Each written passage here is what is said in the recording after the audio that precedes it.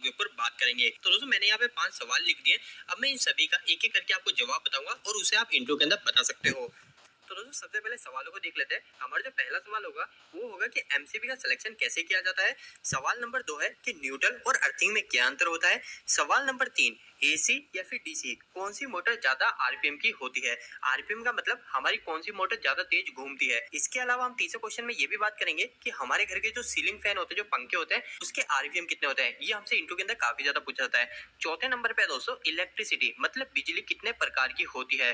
दोस्तों ये चौथे क्वेश्चन का आंसर अगर आपके मन में यह है कि हमारी इलेक्ट्रिसिटी एसी और डीसी दो प्रकार की होती है तो आपका आंसर गलत है। तो इस वीडियो के अंदर हम ये भी बात करेंगे। और हमारा आज का पांचवा और आखिरी सवाल होगा कि वायर और केबल में क्या अंतर होता है। तो दोस्तों अब हम इंटरव्यू के अंदर आपसे यह क्वेश्चन पूछा जाता है तो आपको क्या जवाब देना है वो हम जान लेते हैं। सबसे पहले हम पहले सवाल की बात कर लेते हैं कि एमसीबी का सिलेक्शन कैसे किया जाता है। तो आपको यह जवाब देना है कि सबसे पहले हम एमसीबी के पोल को चेक करते हैं। दोस्तों एक चीज ध्यान रखिएगा, हमारे जब बिल्डिंग इलेक्ट्रिशियन का इंटरव्यू होता है, जो हमारे बिल्डिंग के अंदर काम करते हैं, उनका जब इंटरव्यू होता है ना, तो उस समय काफी ज्यादा छोटी छोटी चीजों को भी ध्यान रखना पड़ता है। अगर हम इन लाइन को नहीं बोलते हैं तो हमारा इंप्रेशन काफी खराब बनता है। क्योंकि दोस्तों हम सभी को होता है अगर एक फेस और एक न्यूट्रल की लाइन है तो हम वहां पे 4 पोल की एमसीबी नहीं लगाएंगे। तो सबसे पहले हमको क्या करना है, सबसे पहले हम पोलों की संख्या को चेक करेंगे कि हमको सिंगल पोल की एमसीबी लगानी है, 2 पोल की लगानी है, 3 पोल की है, 4 पोल की, वो हमको चेक करना है।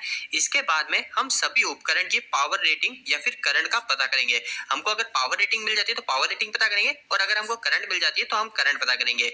इसके बाद में हमारे पास जो करंट की संख्या आती है उसकी 25% बड़ी साइज की हम एमसीबी लगा देंगे। अब दोस्तों आपसे इंटरव्यू के अंदर वापस से यह क्वेश्चन पूछा जा सकता है कि 25% बड़ी साइज की ही क्यों लगाना है। तो दोस्तों इस समय आप क्या बोलोगे, तो इस समय आपको बोलना है कि हमारा जो 25% है ये हमारा इलेक्ट्रिकल की सेफ्टी फैक्टर कहता है कि हमारे जितने भी इलेक्ट्रिकल के सर्किट ब्रेकर होते हैं ना, उनका एक स्टैंडर्ड साइज है कि हमको हमारे उपकरण की रेटिंग से 25% बड़ी साइज का वो लगाना है। तो हमारी जो एमसीबी होती है वो एमसीबी भी हमारी एक सर्किट ब्रेकर है। तो एमसीबी के केस में भी हमको 25% बड़ी साइज की वो लगानी चाहिए। इसके बाद में दोस्तों हमारा दूसरा क्वेश्चन है कि न्यूट्रल और अर्थिंग में क्या अंतर होता है। दोस्तों ये काफी ज्यादा इंपॉर्टेंट क्वेश्चन है तो इसका हम आंसर देख लेते हैं।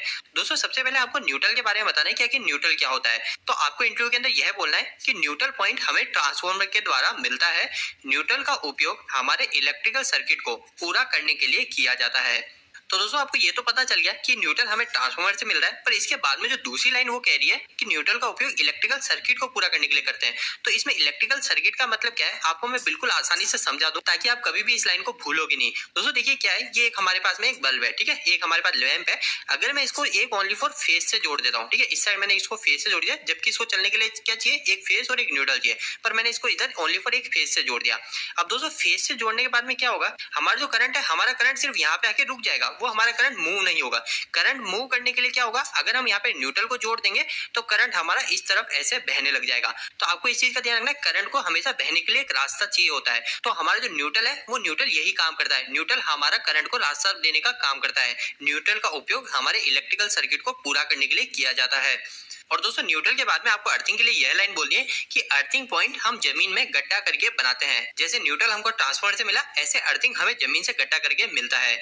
इसके अंदर हम जमीन से एक वायर को निकालकर हमारे उपकरण की बॉडी से जोड़ देते हैं और ऐसा करने से अर्थिंग हमें इलेक्ट्रिकल शॉक से बचाने का काम करती है। और दोस्तों अगर आपको इंटरव्यू के अंदर इतना बड़ा आंसर नहीं देना, आपको सिर्फ 2 लाइन बोलनी है, तो आप क्या लाइन बोलोगे, आप यह बोलोगे कि न्यूट्रल का उपयोग हमारे इलेक्ट्रिकल सर्किट को पूरा करने के लिए किया जाता है।